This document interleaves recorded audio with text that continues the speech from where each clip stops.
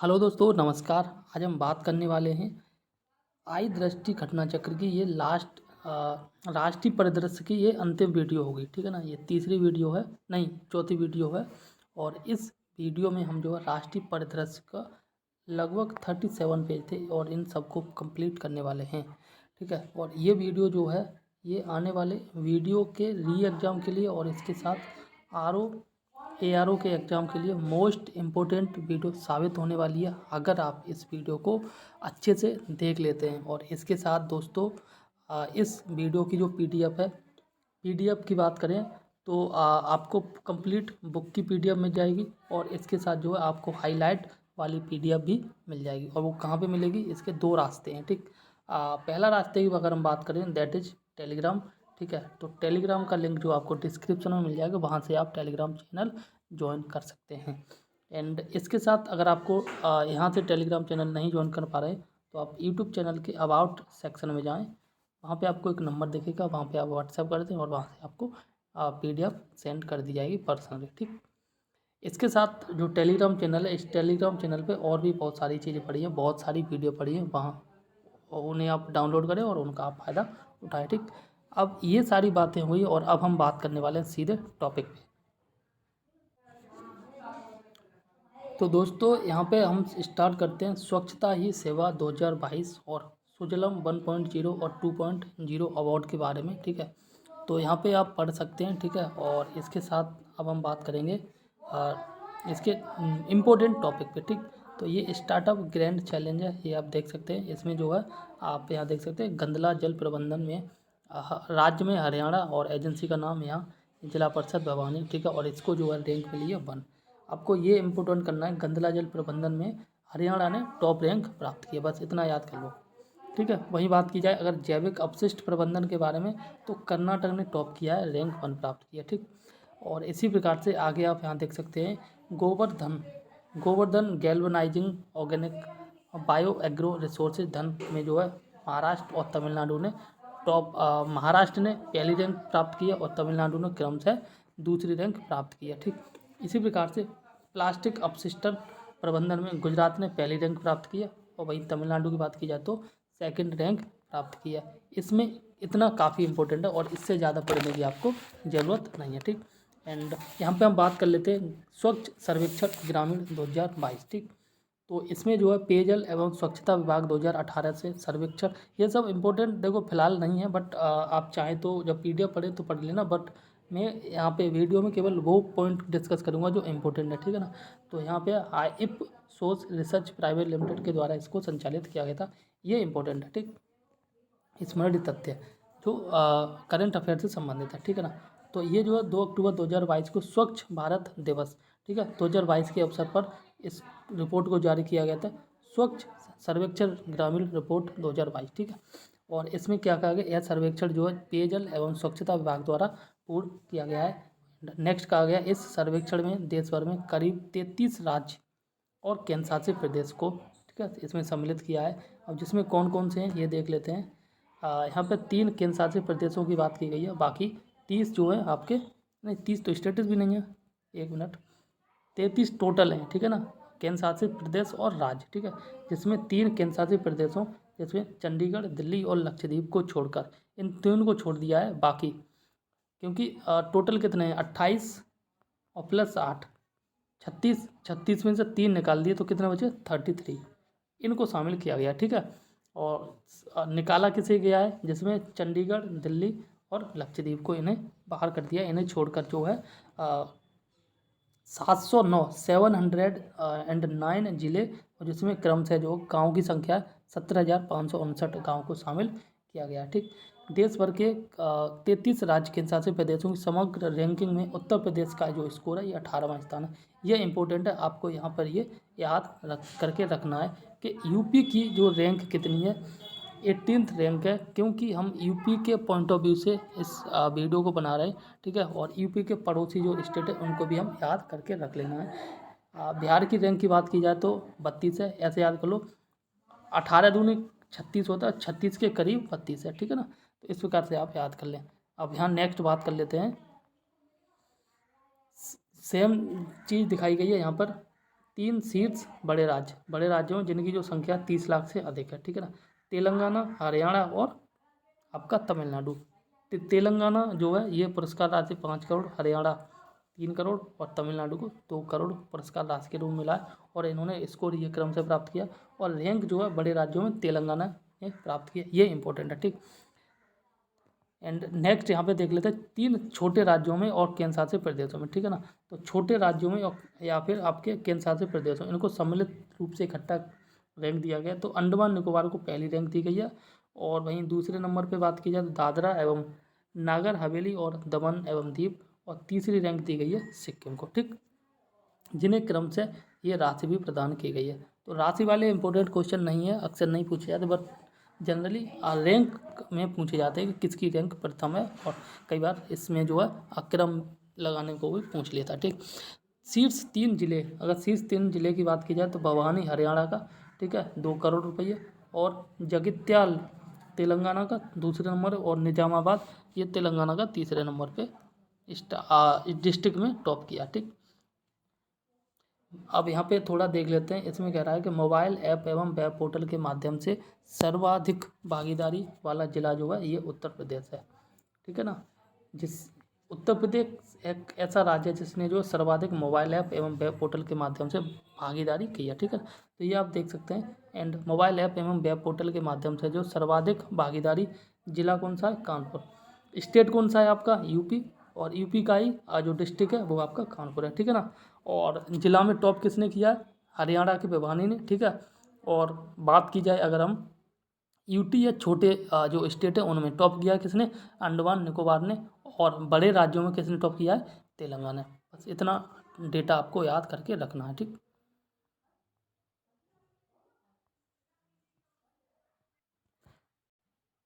अब यहाँ पे हम देखते हैं स्वच्छ सर्वेक्षण 2022। तो 1 अक्टूबर 2022 को राष्ट्रपति महोदय द्रौपदी मुर्मू जी के द्वारा जो है स्वच्छ सर्वेक्षण 2022 के परिणाम घोषित किए गए, ठीक है ना। और इसके साथ ही स्वच्छ भारत मिशन शहरी 2.0 की प्रथम वर्षगांठ को मनाया गया। और इसमें बाकी आप देख सकते हैं, ठीक है ना, 4,354 शहरों को शामिल किया गया, जिसमें 62 छावनी और 91 91 गंगा किनारे बसे शहरों को इसमें शामिल किया गया, ठीक है। और यहाँ पे इस प्रकार से यहाँ कहा गया कि इस प्रकार स्वच्छ सर्वेक्षण का यह जो 7वां संस्करण विश्व का सबसे बड़ा स्वच्छ भारतीय सबसे बड़ा शहरी स्वच्छता सर्वेक्षण बन गया है, ठीक। नेक्स्ट अगर हम बात करें तो इसमें ये देखते हैं, तो इसमें कहा गया है कि स्वच्छ सर्वेक्षण 2022 में राष्ट्रीय स्तर पर जो है समग्र रूप से 1 लाख से अधिक जनसंख्या की श्रेणी में लगातार 6ठी बार जो है, ये इम्पोर्टेंट है भाई साहब, ये बहुत इंपॉर्टेंट है, क्योंकि हर बार लगभग जो है इंदौर ही टॉप करता है स्वच्छ सर्वेक्षण में, ठीक है ना। और ये लगातार 6वीं बार टॉप किया इंदौर ने। भारत का जो सबसे स्वच्छ शहर घोषित किया गया है, और बाकी शहरों को देख लेते हैं। इंदौर ने टॉप किया ही है मध्य प्रदेश का, बाकी के यहाँ पे देख लेते हैं। दूसरे नंबर पे गुजरात है आपका, तीसरे नंबर पे नवी मुंबई है, ठीक है, महाराष्ट्र में, चौथे नंबर पे विशाखापट्टनम, और अब देख लेते हैं अंत में, ठीक। और अंत में 10वें स्थान पे अंबिकापुर छत्तीसगढ़ का, ठीक। इसके बाद यहाँ देख लेते हैं शीर्ष 5 शहर 1 से 10 लाख जनसंख्या की श्रेणी में टॉप किया है तिरुपति आंध्र प्रदेश ने, ठीक है। फिर दूसरे नंबर पे टॉप किया है मैसूर कर्नाटक ने। 1 से 10 लाख की जनसंख्या में टॉप किया है तिरुपति आंध्र प्रदेश ने, ठीक है। और यहाँ पे जो है 10 लाख से अधिक जहाँ जनसंख्या रहती है, 1 लाख से अधिक जनसंख्या, और यहाँ पे 1 लाख से अधिक है, सॉरी, यहाँ पर जो है 1 लाख से अधिक जनसंख्या की वाली श्रेणी में टॉप किया है इंदौर मध्य प्रदेश ने, ठीक है। आगे यहाँ पे देख लेते हैं, इसी श्रेणी में ईटानगर अरुणाचल प्रदेश को जो अंतिम स्थान प्राप्त हुआ है, ये इंपॉर्टेंट है, थोड़ा सा देख लेना कि लास्ट में जो है अंतिम स्थान किसने प्राप्त किया, अरुणाचल प्रदेश के ईटानगर ने, ठीक। और टॉप स्टेट के बारे में बात की जाए, शीर्ष 100, जिसमें जो 100 शहरी स्थानीय निकायों से कम और 100 शहरी स्थानीय निकायों से अधिक, इसमें टॉप किया त्रिपुरा, मतलब ऐसा राज्य जिसके स्थानीय निकाय की संख्या 100 से कम है, और जहाँ पे 100 से अधिक है वहाँ पे टॉप किया मध्य प्रदेश ने, ठीक है ना। तो इतना इंपॉर्टेंट है, यहाँ देख लेते हैं थोड़ा सा। इसमें कह रहा है कि 100 शहरी स्थानीय निकायों से अधिक की श्रेणी वाले राज्यों में उत्तर प्रदेश का स्थान 10वां, ये इंपॉर्टेंट है। यूपी, देखो यूपी स्टेट में जो है, यूपी स्टेट जो है जनसंख्या में सबसे बड़ा है। बाकी जो जन क्षेत्रफल की दृष्टि से भी बाकी राज्यों से बड़ा है। ठीक, इसके बाद बात की जाए तो इसलिए जो उत्तर प्रदेश में 100 शहरी निकाय से अधिक है, और 100 शहरी निकायों में जो उत्तर प्रदेश का स्थान है 10वां। इसको कैसे याद करना है, 100 शहरी निकाय में से 100, ठीक है ना, और एक जीरो घटा दो तो कितना बचा 10, और 10 का स्थान कितना यूपी का। ठीक है ना, कुछ इस प्रकार से आप याद कर लो, आराम से याद हो जाएगा। बाकी यहाँ पे हम देखते हैं इसका नेक्स्ट पेज, और प्रेरक दौड़ सम्मान, ठीक है ना, प्रेरक दौड़ सम्मान के तहत इन तीनों शहरों को, जिसमें सूरत, इंदौर और नवी मुंबई को जो है श्रेणी में वर्गीकृत किया गया है, दिव्य प्लेटिनम श्रेणी में वर्गीकृत किया गया है। बाकी इसमें आप देख सकते हैं प्रेरक दौड़ सम्मान के तहत जो गोल्ड अनुपम श्रेणी में उत्तर प्रदेश के, ये इंपॉर्टेंट है क्योंकि ये उत्तर प्रदेश के व्यक्ति हैं, इनको मिला है। उत्तर प्रदेश के जो अनुपम श्रेणी में उत्तर प्रदेश के गौतम बुद्ध नगर को शामिल किया गया, ठीक है ना, प्रेरक दौड़ सम्मान में। इसके अतिरिक्त सिल्वर उज्ज्वल श्रेणी में उत्तर प्रदेश के 2 शहरों को शामिल किया गया, जिसमें मथुरा और अमरोहा को है। ठीक है, और बाकी यहाँ देख सकते हैं कि इंदौर ने जो है भारत के पहले 7 स्टार कचरा मुक्त शहर के रूप में उभर कर अपनी स्थिति को मजबूत किया है। ठीक है, तो इसमें यहाँ देख सकते हैं सबसे पहले तो आपका इंदौर हो गया, उसके बाद सूरत, फिर भोपाल, मैसूर, नवी मुंबई, विशाखापट्टनम, तिरुपति को जो है 5 स्टार कचरा मुक्त शहरों के रूप में प्रमाणित किया। ठीक, बाकी यहाँ पे देख लेते हैं ये गाजियाबाद एवं लखनऊ को के बारे में जो है 3 स्टार शहरों में शामिल किया गया। ठीक, महाराष्ट्र के स्थित देवलाली छावनी जो है को भारत की सबसे स्वच्छ छावनी के रूप में घोषित किया है, और 1 से 10 लाख जनसंख्या की श्रेणी में नोएडा को जो 5वां स्थान प्राप्त किया है। ठीक है ना, बाकी अब यहाँ पेज नंबर 23 पे देखते हैं। इसमें आप देख लेना, क्योंकि इसमें जो है गाजियाबाद को 12वां स्थान दिया है, मेरठ को 15वां, और प्रयागराज को 16वां और लखनऊ को 17वां स्थान दिया गया है।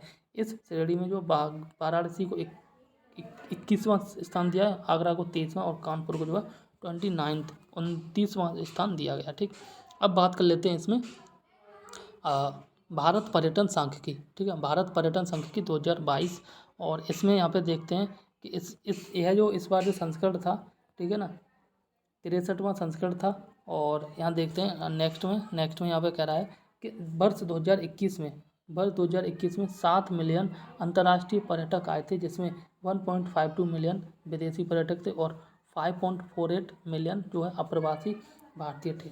ठीक है, इसके बाद नेक्स्ट यहाँ पे देख लेते हैं। नेक्स्ट में कह रहा है कि 2020 की तुलना में 2021 में जो भारत में अंतर्राष्ट्रीय पर्यटन आगमन में 10.6% की वृद्धि की गई है।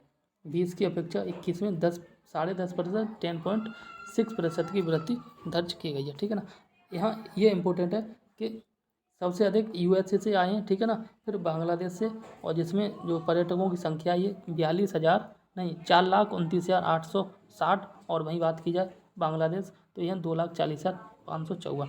प्रतिशत की बात की जाए तो ये इम्पोर्टेंट, ये डेटा इतना इम्पोर्टेंट नहीं है, बाकी आप ये देख ले यूएसए, इसके बाद बांग्ला, ठीक है ना, इन्होंने टॉप किया है। यहाँ देख सकते हैं कि 2021 में भारत में विदेशी पर्यटक आगमन शीर्ष 5 थे। सबसे पहले यूएसए गया है, और उसके बाद बांग्लादेश गया है। ठीक, यूएसए फिर बांग्लादेश। अब यहाँ 2021 के बारे में देख लेते हैं कि 2021 के दौरान भारतीय नागरिकों के लिए 5 शीर्ष गंतव्य, मतलब भारत के नागरिक किस देश में सबसे अधिक गए हैं। तो देखो सबसे अधिक गए कहाँ, यूएसए, ठीक है ना, और इसके बाद बांग्लादेश गए, ठीक है ना। अब भारत में जो सबसे अधिक यूएसए के लोग आए, इसके बाद बांग्लादेश के लोग आए, ठीक है। अब हम यहाँ पे बात करने वाले हैं कि भारत के लोग जो है किस देश में सबसे अधिक गए, ठीक है ना। तो ये जो है ये संयुक्त अरब अमीरात यूएई में गए, और इसके बाद जो है यूएसए में गए। तो यूएई ने यहाँ पे टॉप किया। इसको कैसे याद करना, इसको ऐसे याद कर लो, यूएई में है शहर दुबई, ठीक है, और दुबई में मिलता है आईफोन। तो आईफोन जो है सभी को लगभग पहली पसंद रहती है, और सस्ता मिलता है, जिसके कारण सबसे अधिक कहाँ जाएंगे, दुबई, यूएई, ठीक है। इसके बाद यूएसए आएंगे, ठीक। बाकी यहाँ पे आप देख सकते हैं, यहाँ पे सेम डेटा दे रखा है, ठीक है ना। तो ये आप देख सकते हैं, यहाँ पे उत्तर प्रदेश का स्थान देख लो, उत्तर प्रदेश का स्थान है करीबन 4.24%। और वहीं बात की जाए यहाँ पे उत्तर प्रदेश का स्थान जो है ये घरेलू पर्यटक यात्राओं में शीर्ष 10 राज्यों में केंद्र शासित प्रदेशों में प्रतिशत हिस्सेदारी, और यहाँ पे जो है आपका करीबन 10% है, ठीक, उत्तर प्रदेश 16% है, सॉरी, ठीक है। अब यहाँ देख लेते हैं भारत भ्रमण 2023। तो 31 जनवरी 2023 को केंद्रीय पर्यटन मंत्रालय के द्वारा भारत भ्रमण वर्ष 2023 को पहल को लॉन्च किया गया और पर्यटन मंत्रालय वर्ष 2023 को भारत भ्रमण वर्ष के रूप में मनाया गया, ठीक है ना। और यहाँ पे ये इंपॉर्टेंट नहीं है ज़्यादा, बाकी ये देख लेते हैं, ये मोस्ट इंपॉर्टेंट है, पीएम श्री स्कूल योजना, ठीक है ना। पीएम श्री स्कूल योजना, ये जो योजना है प्राइमरी स्कूल में, जो सरकारी स्कूल हैं प्राइमरी लेवल के, उन स्कूलों से संबंधित है। तो यहाँ इस योजना के अंतर्गत क्या कहा गया है ये ज़रूर आप देख के जाना। 7 सितंबर 2022 को प्रधानमंत्री मोदी की अध्यक्षता में जो है केंद्रीय मंत्रिमंडल ने एक नई केंद्र प्रायोजित योजना जिसका नाम है पीएम श्री स्कूल, ठीक है ना, इसको मंजूरी प्रदान की गई थी, PM schools for rising India, ठीक।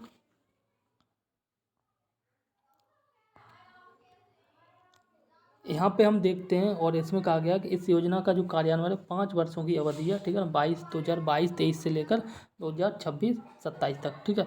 और पीएम श्री स्कूल योजना जो है छात्रों के संज्ञानात्मक विकास के लिए गुणवत्तापूर्ण शिक्षा प्रदान करेगी और साथ ही 21वीं सदी के दौरान जो है कि महत्वपूर्ण कौशल जिसमें युक्त समग्र और पूर्ण विकसित व्यक्तियों का निर्माण करेगी। इसमें केवल इतना याद रख लो, इसका जो टारगेट है 2022-23 से 2026-27 तक है, पीएम मोदी ने लॉन्च किया गया या पीएम मोदी की अध्यक्षता में लॉन्च की गई है।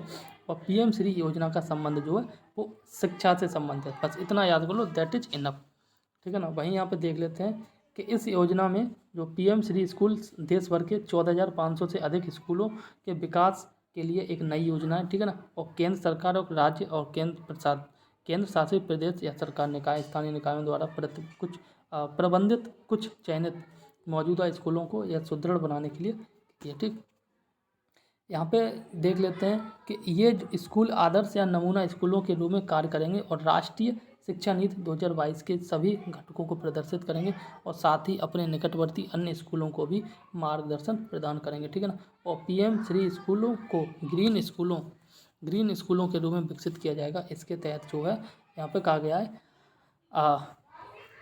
जो सरकारी स्कूल होते हैं वहाँ गंदगी देखने को मिलती है वो सारी यहाँ पर हटाई जाएगी, और ठीक है ना। और स्कूलों को जो है सौर पैनल और एलईडी लाइट से सुशोभित किया जाएगा, लगाई जाएंगी, और प्राकृतिक खेती युक्त पोषण वाटिका लगाई जाएगी और अपशिष्ट प्रबंधन इत्यादि को शामिल किया जाएगा, ठीक है ना। स्कूल के एक तरह से पुनरुद्धार के लिए ये योजना है। और यहाँ पे कहा गया कि एक जो है स्कूल गुणवत्ता आकलन फ्रेमवर्क SQAF, ये इंपॉर्टेंट है, इसकी फुल फॉर्म हो सकता है पूछ लिया जाए, ठीक है ना। तो इसका नाम है पूरा school quality assessment framework. School quality assessment framework क्या है? स्कूल क्वालिटी असेसमेंट और फ्रेमवर्क, ठीक है। आगे नेक्स्ट यहाँ देख लेते हैं कि पीएम श्री स्कूलों को जो समग्र शिक्षा KVS और NVS के लिए उपलब्ध मौजूदा प्रशासनिक ढांचों के माध्यम से लागू किया जाएगा, ठीक। यहाँ पे देख लेते हैं थोड़ा सा, और इसमें कह रहा है कि मिशन स्कूल्स ऑफ एक्सीलेंस, इसमें क्या कहा गया है? 19 अक्टूबर 2022 को प्रधानमंत्री नरेंद्र मोदी के द्वारा गुजरात के जो है अडालज, ठीक है ना, स्थित त्रिमंदिर में मिशन स्कूल्स ऑफ एक्सीलेंस का शुभारंभ किया गया। और इसमें कहा गया कि इस मिशन का उद्देश्य गुजरात में शिक्षा के बुनियादी ढांचे से संबंधित है, सुदृढ़ बनाने। ये गुजरात से संबंधित है, तो ये नॉट मोर इम्पोर्टेंट, ठीक। और यहाँ देख लेते हैं इस योजना के अंतर्गत जो 10,000 करोड़ रुपये का राशि और जो विश्व बैंक है इसने वित्त पोष किया है, ठीक। अब ये इम्पोर्टेंट भी है नमस्ते योजना। नमस्ते योजना जो है ये जो बड़ी बड़ी शहरों में गंदी नाली होती हैं जिसमें लोग स्वयं उसमें एंटर करके और उस गंदगी को साफ करते हैं, उसी से संबंधित है, ठीक है ना, गंदे नाले से संबंधित। तो यहाँ पर जो हाथ से लोग मैला उठाते हैं उनसे संबंधित है। और इस योजना के अंतर्गत जो है उन हाथ से उठाने वाले महिलाओं जो लोग होते हैं उनकी कई बार मृत्यु हो जाती है, और जो मृत्यु होती है वो मीथेन गैस के कारण होती है, ठीक है ना। तो ये हाथ से मैला ना उठाएं, इससे संबंधित, और उसकी जगह आधुनिक रोबोट या मशीनों का यूज किया जाएगा। तो ये उसी से संबंधित है, बस इसमें याद कर लो। नमस्ते योजना जो सफाई से संबंधित है, ठीक है, और सफाई मित्र सुरक्षित घोषित करें, ठीक है ना। और यहाँ पे देख लेते हैं 17 अक्टूबर 2022 को, ये डेट याद कर लेना, 17 अगस्त 2022 को नमस्ते योजना का लॉन्च किया गया, ठीक है ना। और नमस्ते का पूर्ण नाम क्या है, यहाँ पे देख लें, मशीनीकृत स्वच्छता पारिस्थितिकी तंत्र के लिए राष्ट्रीय कार्रवाई, ठीक। और नमस्ते का ये फुल फॉर्म आप याद रख लेना। और नमस्ते का पूरा फुल फॉर्म है national action for mechanised sanitation ecosystem, ठीक है ना। National action for mechanised sanitation ecosystem, यह एक केंद्रीय क्षेत्र की योजना है। और बाकी यहाँ पे देख लेते हैं, इसमें जो है 500 शहरों को, अमृत शहरों को कवर करते हुए शामिल किया गया, जिसमें 350 करोड़ के परिव्यय और के साथ जो 4 वर्षों का लक्ष्य रखा गया, ठीक है ना, 2022-23 से 2025-26 तक। बस इतना काफ़ी है और आपको ज़्यादा देखने की ज़रूरत भी नहीं है, ठीक है ना।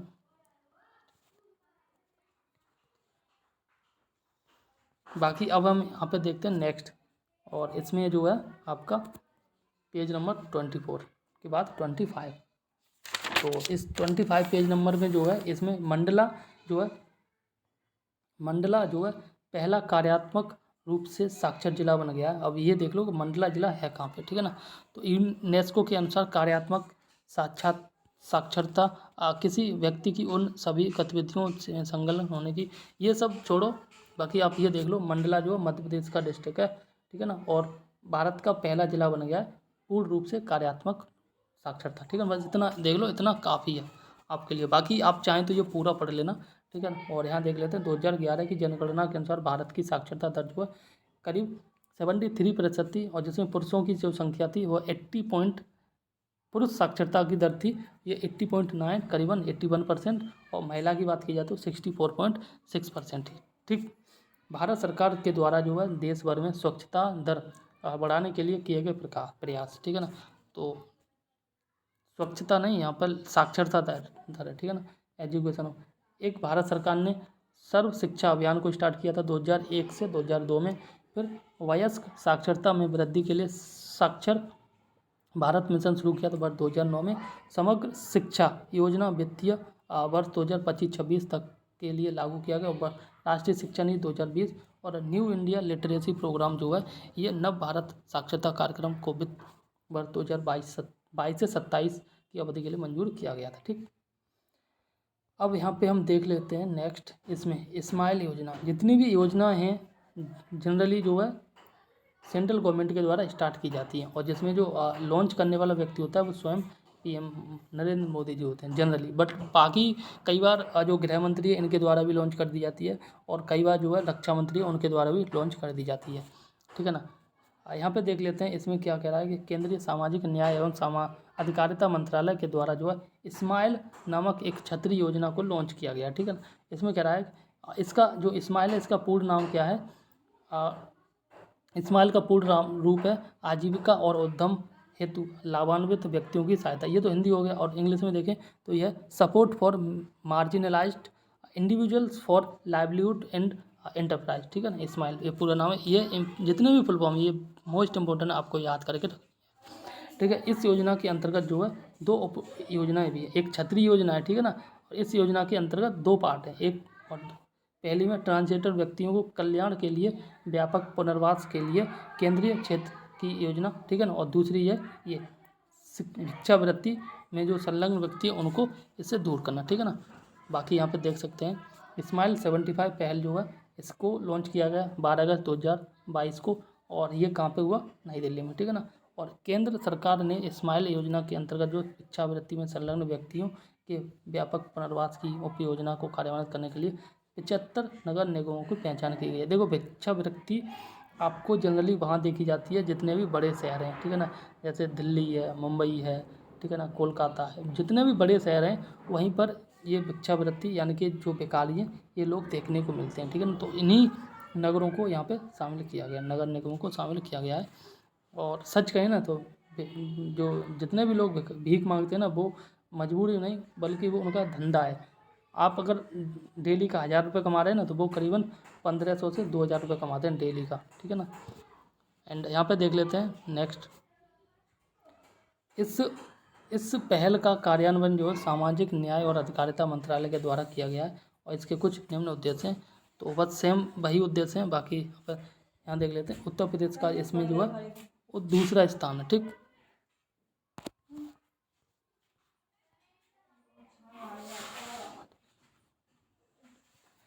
ये इंपॉर्टेंट डाटा ये आप याद रख करके रख लेना। मार्च 2023 में जो नागपुर महाराष्ट्र का शहर है, ठीक है, इसको जो भिखारी मुक्त घोषित कर दिया गया है। ठीक है ना, इस शहर में नागपुर में एक भी भिखारी नहीं। इसको कैसे याद कर लो, ऐसे याद करो, नाग, नाग से मतलब सांप, ठीक है ना।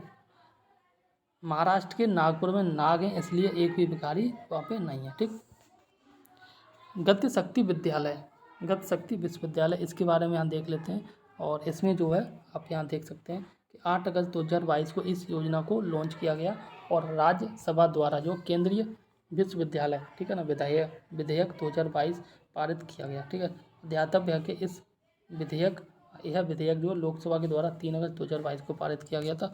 बाकी यहाँ पे नेक्स्ट में देख लेते हैं इंपोर्टेंट क्या, गति शक्ति विश्वविद्यालय की स्थापना का प्रावधान है। यह एक केंद्रीय विश्वविद्यालय की योजना, ठीक है ना। बाकी यहाँ देख लेते हैं 2022 में बस 2022 का यह अधिनियम जो केंद्रीय विश्वविद्यालय अधिनियम 2009 में संशोधन है। और यहाँ पे वर्ष 2022 के अधिनियम के माध्यम से राष्ट्रीय रेल परिवहन संस्थान बड़ोदरा गुजरात को गति विश्वविद्यालय में जो परिवर्तित किए जाने का प्रावधान है। ठीक है ना, गुजरात का जो बड़ोदरा का था, है ना, इसी को जो गति विश्वविद्यालय में बदल दिया गया। ठीक, यहाँ देख लेते हैं थोड़ा सा। गति शक्ति विश्वविद्यालय केंद्र सरकार के द्वारा रेल मंत्रालय के माध्यम से प्रायोजित एवं निबंधित है और यह परिवहन संबंधित शिक्षा, बहुविषयक अनुसंधान तथा प्रशिक्षण पर केंद्र भारत का पहला विश्वविद्यालय। ठीक है ना। अब ये इम्पोर्टेंट योजना है, इसमें यहाँ देख लेते हैं भारत के जो उप प्रधानमंत्री हैं, उप राष्ट्रपति हैं जगदीप धनखड़ जी ने जो ये 16वें उपराष्ट्रपति हैं। ठीक है ना। और बाकी यहाँ पे देख लेते हैं, बस इतना इम्पोर्टेंट है कि ये 16वें उप राष्ट्रपति हैं भारत के। ठीक, व्यक्तिगत रूप से ये 14वें हैं, बाकी 16वें हैं। ठीक, और यहाँ पर देख लेते हैं बाकी ये चीज़, ये नॉट मोर इम्पोर्टेंट, ये इम्पोर्टेंट है। बुरहानपुर जो पहला हर घर जिला प्रमाणित बन गया। ठीक है ना। और बुरहानपुर है कहाँ पे, ये देख लेते हैं। ये जो है आपका मध्य प्रदेश में है। ठीक है ना, मध्य प्रदेश का जिला है बुरहानपुर, जो हर घर जल वाला पहला जिला बन गया। बाकी स्टेट की अगर हम बात करें तो ये गोवा है, और यूटी की बात करें ये आपका दादरा है, नगर हवेली है। ठीक है ना। बाकी यहाँ पे आप खुद से आप पढ़ सकते हैं पूरा। एंड ये मैंने अभी आपको बता ही दिया। अब ये देखते हैं भारत नवाचार सूचकांक 2021। ठीक है ना। और इसमें जो है इनेबलर्स की श्रेणी में इस सूचकांक में जो है नवाचार के लिए किए गए निवेश, इनोवेशन इनपुट को इनेबलर्स के माध्यम से मापा गया है। इसमें क्या है, मानव पूंजी, ह्यूमन कैपिटल, निवेश, इन्वेस्टमेंट, ज्ञान कर्मी, नॉलेज वर्कर, स्किल्स वर्कर। ठीक है ना। और इसके बाद व्यापारिक परिवेश, इसमें आपका होगा बिजनेस एनवायरनमेंट, सुरक्षा एवं वैधिक परिवेश, होगा safety and legal environment of protection. ठीक है ना, ये सब को शामिल इसमें किया गया है।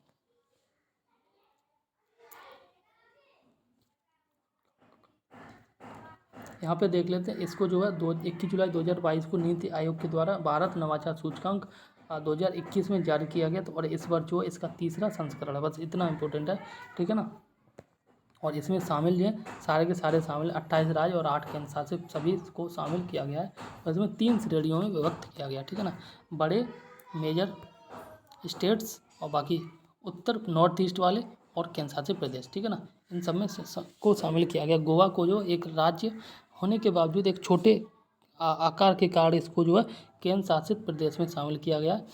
कर्नाटक का स्थान की बात की जाए तो कर्नाटक का स्थान जो प्रथम स्थान है। ठीक है, और छत्तीसगढ़ को अंतिम स्थान दिया गया। ठीक, और नॉर्थ ईस्ट के स्टेट की अगर हम बात करें तो मणिपुर को जो है टॉप प्रथम स्थान दिया गया। वहीं नागालैंड की बात की जाए तो अंतिम स्थान 10वें स्थान पे। ठीक है, कर्नाटक टॉप है, छत्तीसगढ़ बड़े राज्यों में टॉप सबसे अंतिम में है। और नॉर्थ ईस्ट के जो स्टेट है इसमें जो है टॉप किया है आपके मणिपुर ने, और सबसे लास्ट में जो है ये नागालैंड। ठीक, केंद्र शासित प्रदेशों की अगर बात की जाए तो केंद्र शासित प्रदेशों में टॉप किया चंडीगढ़ ने। ठीक है, प्रथम स्थान पे। वहीं जो है आपका लद्दाख है, इसमें जो 9वें स्थान पे लास्ट में। ठीक, सेम चीज़ यहाँ पे लिखी गई है। कर्नाटक ने टॉप किया है, कर्नाटक ने टॉप किया बड़े स्टेट में। ठीक है, एंड जो नॉर्थ ईस्ट के स्टेट हैं इसमें मणिपुर ने टॉप किया है, और चंडीगढ़ ने यूटी में टॉप किया। गोवा ने 5वां स्थान है। गोवा हालांकि राज्य है, बट ये छोटा होने के कारण केंद्र शासित प्रदेश में इसको शामिल किया गया। ठीक, यहाँ पे बाकी देख सकते हैं कि इस नवाचार में जो है उत्तर प्रदेश का स्थान कौन सा। उत्तर प्रदेश का 7वां स्थान है, और इस स्कोर 14.22। ये इंपॉर्टेंट है। ठीक है, ये आप याद करके रख लें, जबकि पिछले वर्ष इसका स्थान 9वां था, और इस बार जो है 7वां, मतलब 2 पायदान इसमें 2 पायदान जो है ऊपर को खिसक गया है। बाकी यहाँ देख लेते हैं इनोवलर घटक के संदर्भ में बड़े राज्यों में उत्तर प्रदेश को 11वां स्थान दिया, जबकि प्रदर्शन घटक के संदर्भ में इसका जो है 5वां स्थान है। ठीक है ना, तो यहाँ पे देख सकते हैं। बाकी बुंदेलखंड एक्सप्रेस, ये आप इम्पोर्टेंट है। ठीक है, बुंदेलखंड एक्सप्रेस जो एक का निर्माण जो है संकल्प लिया था, और इस एक्सप्रेस के निर्माण के बुंदेलखंड क्षेत्र में इसका जो है ये आगरा लखनऊ एक्सप्रेस वे एवं यमुना एक्सप्रेस वे के माध्यम से राष्ट्रीय राजधानी क्षेत्र दिल्ली से जुड़ेगा। बाकी यहाँ पे देख लेना 16 जुलाई 2022 को जो प्रधानमंत्री नरेंद्र मोदी ने उत्तर प्रदेश के जालौन, कहाँ पे, उत्तर प्रदेश के जालौन जिले से जालौन जिले की उरई तहसील है, और उरई तहसील के कैथरी नामक गांव से बुंदेलखंड एक्सप्रेस वे का उद्घाटन किया था ना, 16 जुलाई 2022 को। ठीक, बाकी यहाँ इतना याद कर लो, उत्तर प्रदेश के जालौन जिले से उद्घाटन किया था।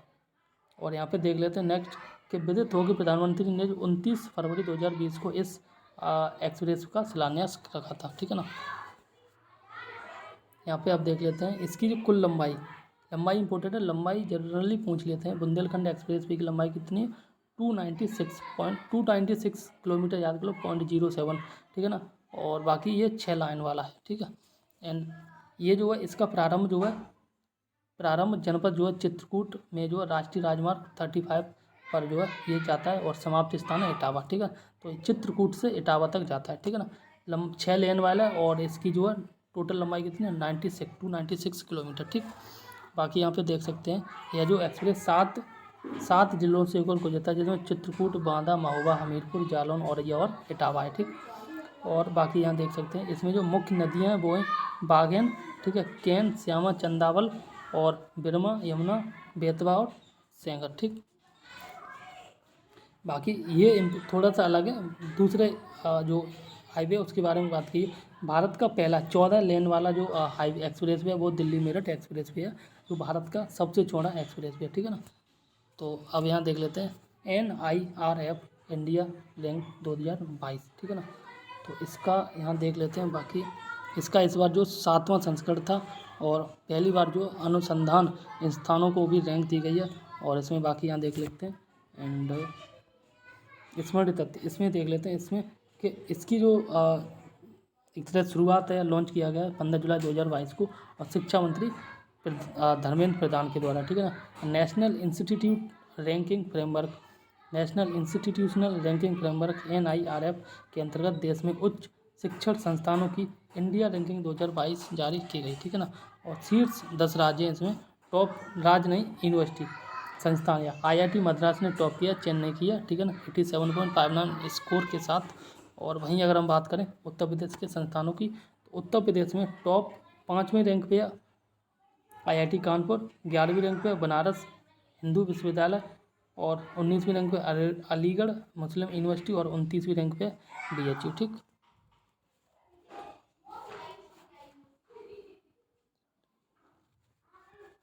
देखो यहाँ पर एक चीज़ देख लेते हैं, ये भी आपका BHU है, ये यूनिवर्सिटी है, और ये BHU आपका IIT है। ठीक है ना, तो ये दोनों आप देख सकते हैं।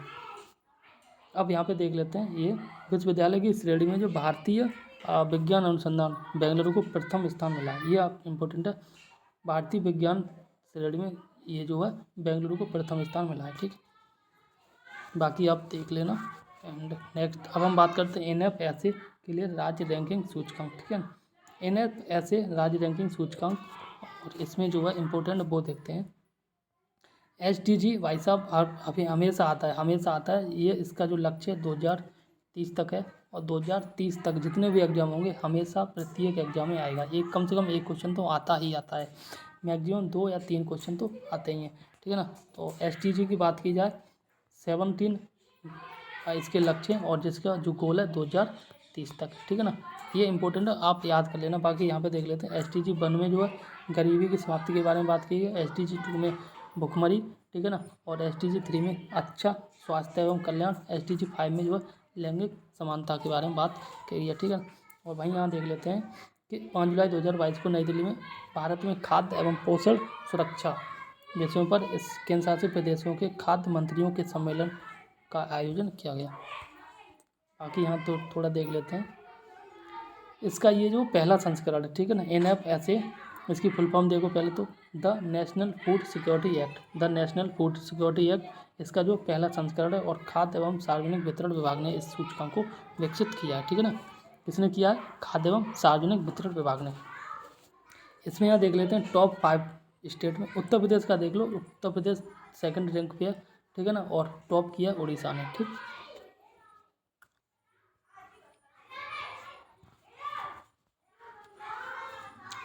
बाकी इतना इम्पोर्टेंट नहीं है।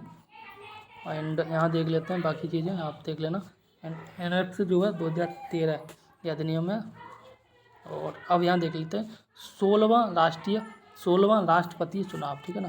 तो आपको पता है राष्ट्रपति का चुनाव जो है अनुच्छेद 62 के अंतर्गत होता है। ये अप्रत्यक्ष निर्वाचन प्रणाली के अंतर्गत होता है और अनुच्छेद 54 के तहत जो राष्ट्रपति का निर्वाचन एक ऐसे निर्वाचक मंडल के सदस्य करते हैं जिसमें जो है कौन कौन होते हैं, जिसमें संसद के दोनों सदन होते हैं, ठीक है। संसद का निम्न सदन लोकसभा और जो उच्च सदन होता है वो राज्यसभा, ठीक है, दोनों सदन होते हैं। वही बात की जाए विधानसभा के, तो विधानसभा का जो है निम्न सदन होता है, इसको हम बोलेंगे विधानसभा, ठीक है ना। और इसके साथ जितने भी UT हैं जहाँ पे विधानसभा है, ठीक है ना, जैसे दिल्ली और पुडुचेरी, ठीक है ना, 2 स्टेट हैं जिसमें विधानसभा है, उसको भी इसमें शामिल किया जाता है, ठीक, इनके चुनाव में। और इसमें देख लेते हैं एकल संक्रमणी मत पद्धति के द्वारा गुप्त मतदान के द्वारा इनका जो चुनाव किया जाता है।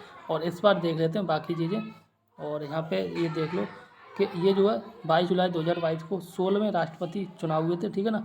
व्यक्तिगत रूप से 15वें, बाकी क्रम के अनुसार अगर बात की जाए तो 16वें क्रम के, ठीक।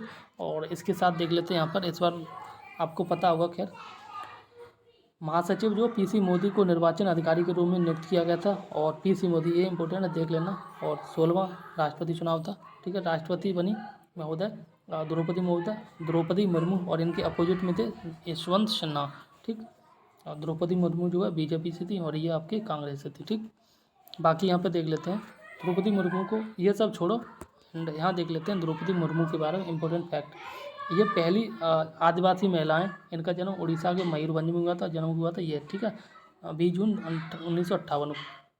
संताल जनजाति से संबंधित है, ये क्वेश्चन बन जाता है। और जनजाति समुदाय से राष्ट्रपति बनने वाली पहली व्यक्ति हैं। और प्रतिभा देवी सिंह पाटिल जो है, प्रतिभा देवी सिंह पाटिल के बाद यह भारत की राष्ट्रपति बनने वाली दूसरी महिला है। पहली महिला की बात की जाए तो प्रतिभा देवी सिंह पाटिल, ठीक है ना। अगर पहली जनजाति महिला की बात की जाए तो आपकी द्रौपदी मुर्मू है। अगर केवल क्वेश्चन ऐसे बनता है कि भारत की जो द्रौपदी मुर्मू कौन से नंबर की महिला राष्ट्रपति हैं, तो फिर ये दूसरे नंबर की हैं, ठीक। बाकी यहाँ पे देख सकते हैं आप। और एक चीज़ और है, स्वतंत्रता जब भारत स्वतंत्र हुआ, स्वतंत्रता के बाद जन्म लेने वाली ये पहली राष्ट्रपति हैं, ठीक है ना। इनकी एज करीब 64 है। और बाकी चीज़ें आप देख लेना।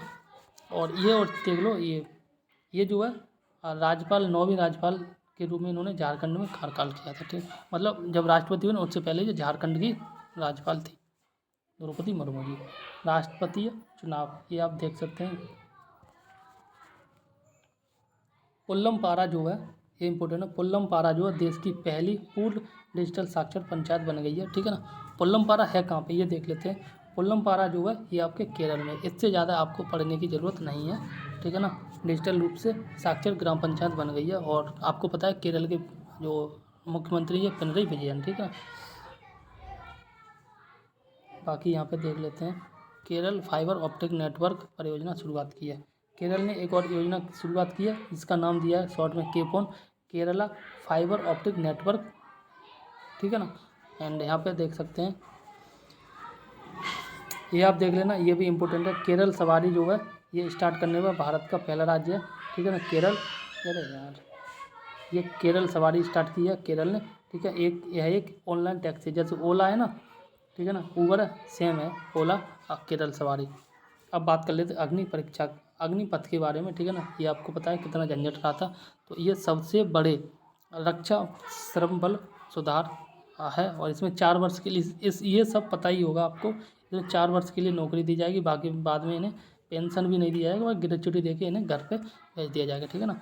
और ग्रेच्युटी में आप देख सकते हैं यहाँ पे कितनी अमाउंट होगी। ये 17.5 वर्ष से और 21 वर्ष, ठीक है, इनकी एज है, ठीक है। और जो 4 वर्ष की अवधि की हेतु यहाँ पर इन्हें भेजा जाएगा।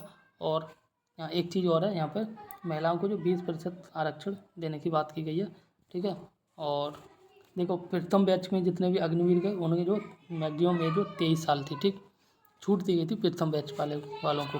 बाकी इनमें जो है 25% को वहीं नियमित रूप से रख लिया जाएगा, बाकी 75% को घर भेज दिया जाएगा, ठीक है ना। यही इंपॉर्टेंट है और इससे ज़्यादा कोई इंपॉर्टेंट नहीं है।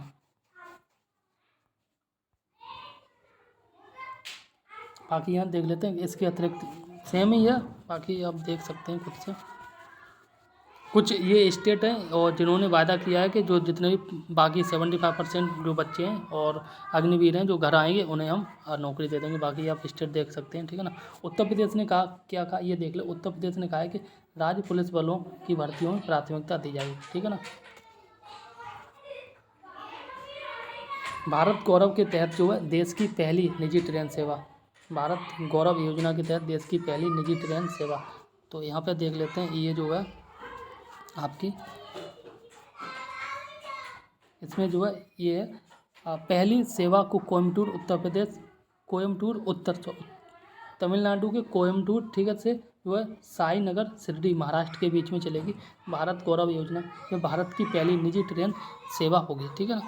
और इसकी जो पहली राउंड ट्रिप है, ये जो राउंड ट्रिप सेवा का संचालन जो है 14 से 18 जून 2022 के माध्यम किया गया था। और दक्षिण रेलवे का ये जो भारत गौरव योजना के अंतर्गत जो पंजीकृत सेवा प्रदाता कंपनी ये है भारतीय रेलवे का पहला जोन है, ठीक है ना। बाकी यहाँ पे नेक्स्ट देख लेते हैं, इसमें नॉट मोर इम्पोर्टेंट ये देख लेते हैं आप।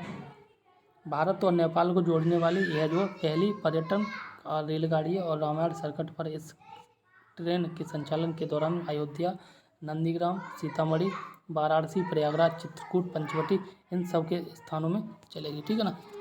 यहाँ देख सकते हैं, ये देख लो कि 21 मार्च 2023 को दिल्ली के जो सफदरजंग रेलवे स्टेशन से पूर्वोत्तर राज्यों के लिए भारत गौरव ट्रेन को रवाना किया गया। दिल्ली से ये नॉर्थ ईस्ट के स्टेट में रवाना किया गया, ठीक। बाकी यहाँ थोड़ा सा और रह गया है। बाकी NHAI क्या, NHAI national highway authority of India का जो सड़क निर्माण में गनीज वर्ल्ड बुक है, ठीक है ना, गनीज वर्ल्ड बुक प्राप्त कर लिया है। NHAI ये इंपॉर्टेंट है। NHAI ने जो है बिना रुके विश्व की सबसे लंबी एस्फाल्ट बिटुमिनस कंक्रीट सड़क का निर्माण करने में सफलता प्राप्त की है। एंड अब यहाँ पे देख लेते हैं, ये है राज्य खाद्य सुरक्षा सूचकांक 2021-22। इसमें क्या बात की गई है ये देख सकते हैं आप।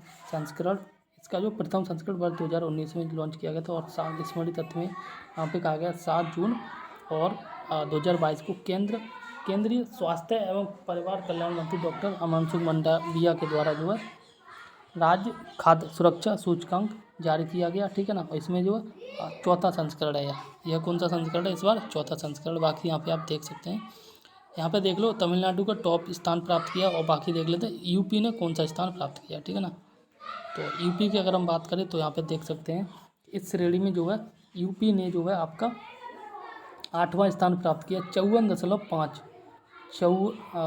एक मिनट 54.5 अंकों के साथ स्कोर के साथ जो है 8th स्थान प्राप्त किया है, ठीक है ना। राष्ट्रीय युवा खेल नीति 2022, राष्ट्रीय युवा खेल नीति 2022 और एयर स्पोर्ट्स जैसा के नाम से भी पता चल रहा है, ठीक है ना। इसमें जो हवा के माध्यम से जुड़ी हुई विभिन्न खेल गतिविधियाँ शामिल हैं, जिसमें इनमें एयर रेसिंग है, एरोबेटिक्स है, एरो मॉडलिंग है, हैंग ग्लाइडिंग है, पैराग्लाइडिंग है और पैरा मोटरिंग आदि है और स्काई डाइविंग है, ठीक है ना। ये सारे खेल शामिल किए गए और इसका जो है ये ज्योतिरादित्य सिंधिया है जो आपके विमानन मंत्री हैं, ठीक है ना।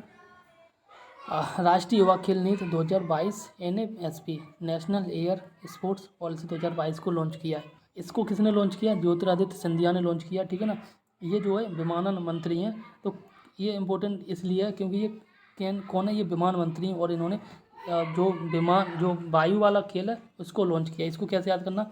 विमान कहाँ पे उड़ता है? वायु में, ठीक है ना। और इन्होंने लॉन्च किया क्या? वायु वाला खेल, ठीक है। इस प्रकार से कनेक्ट करके आप आराम से लॉन्च कर सकते हैं। और यहाँ पे कहा है भारत को 2030 तक वायु खेलों के संदर्भ में विश्व के शीर्ष देशों में शामिल करके जो है खाका तैयार किया है। और इसका लक्ष्य प्राप्त करने में भारत एक सुरक्षित, सस्ता, सुलभ, सुखद और स्थायी वायु खेल पारतंत्र लॉन्च किया, ठीक है ना। इसमें केवल आप याद कर लो वायु खेल को लॉन्च किया किसने? वायु मंत्री ने, इतना याद कर लो, दैट इज।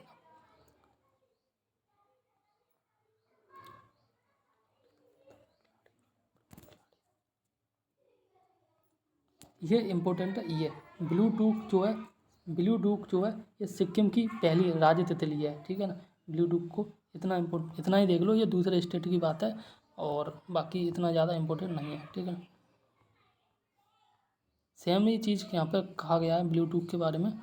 और यहाँ कुछ और देख लेते हैं। कुछ तितलियाँ हैं और उनके स्टेट हैं, जैसे महाराष्ट्र में है ब्लू मॉर्सन, तमिलनाडु में तमिल योसमेन, उत्तराखंड में कॉमन पीकॉक, कर्नाटक में सादरी बर्ड, केरल में मालाबार बैंडेड और अरुणाचल प्रदेश में केसरेंद। ये इंपॉर्टेंट है। अरुणाचल में केसरेंद और सिक्किम में ये कौन सी थी? ब्लू डूक, ठीक है ना।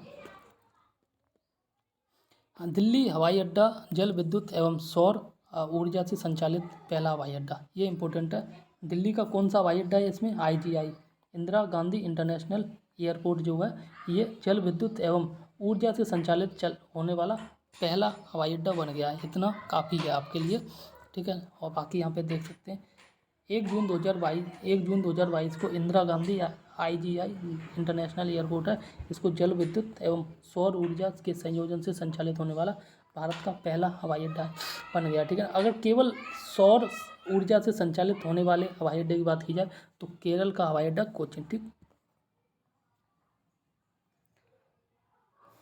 ये अभी मैंने बताया था, सेम ही है।